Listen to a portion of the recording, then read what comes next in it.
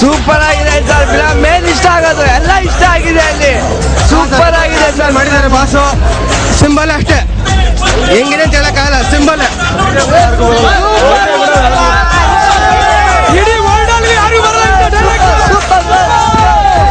Super ಆಗಿದೆ. Super ಆಗಿದೆ.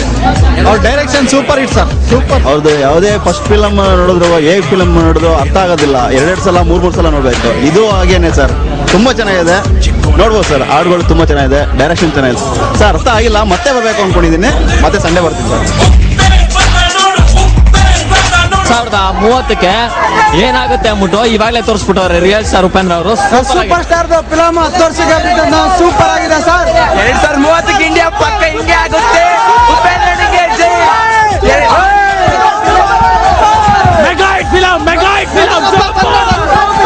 ಯಡಿಯೂರಪ್ಪ ಬಂದ್ ನೋಡ್ಬೇಕು. ಕನ್ನಡದಲ್ಲಿ ಇದುವರೆಗೂ ರೆಡ್ಡಿದೆಲ್ಲ ಚಡ್ಡಿಗಳು. ಇದೊಂದು ಜನಗಳಿಗೆಲ್ಲ ಇಮೇಜ್ ಇದ್ದಂಗೆ ಎಲ್ಲ ಅರ್ಥ ಮಾಡ್ಕೊಳ್ಳಿ.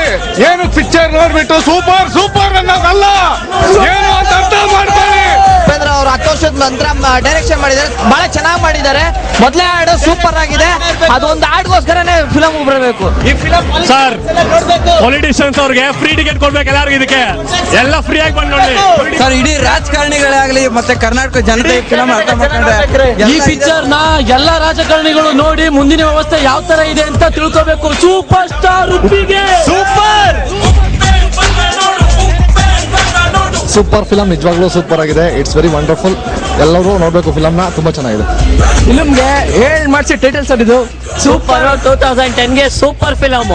ಸಿನಿಮಾ ಸೂಪರ್ ಆಗಿದೆ, ಹಾಡುಗಳು ಚೆನ್ನಾಗಿದೆ, ಡೈಲಾಗು ಚೆನ್ನಾಗಿದೆ, ಡ್ಯಾನ್ಸ್ ಮಾಡಿದಾರಲ್ಲ ಉಪೇಂದ್ರ ಅದು ಚೆನ್ನಾಗಿದೆ.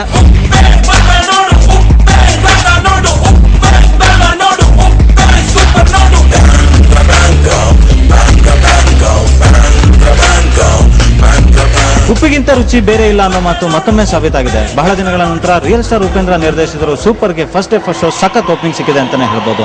ಉಪ್ಪಿರೋ ಡೈಲಾಗ್ಗಳು ಹಾಗೂ ಮ್ಯಾನರಿಸಮ್ಗಳು ಸೂಪರು. ರಾಜಕಾರಣಿಗಳು ಹಾಗೂ ಗಣಿದೊರೆಗಳ ವಿರುದ್ಧ ಹೌಹಾರಿರುವುದು ಚಿತ್ರದ ಮತ್ತೊಂದು ವಿಶೇಷ. ಕ್ಯಾಮ್ರಾ ಪರ್ಸನ್ ಮೂರ್ತಿ ಜೊತೆ ಮುರಳೀಧರ್, TV9.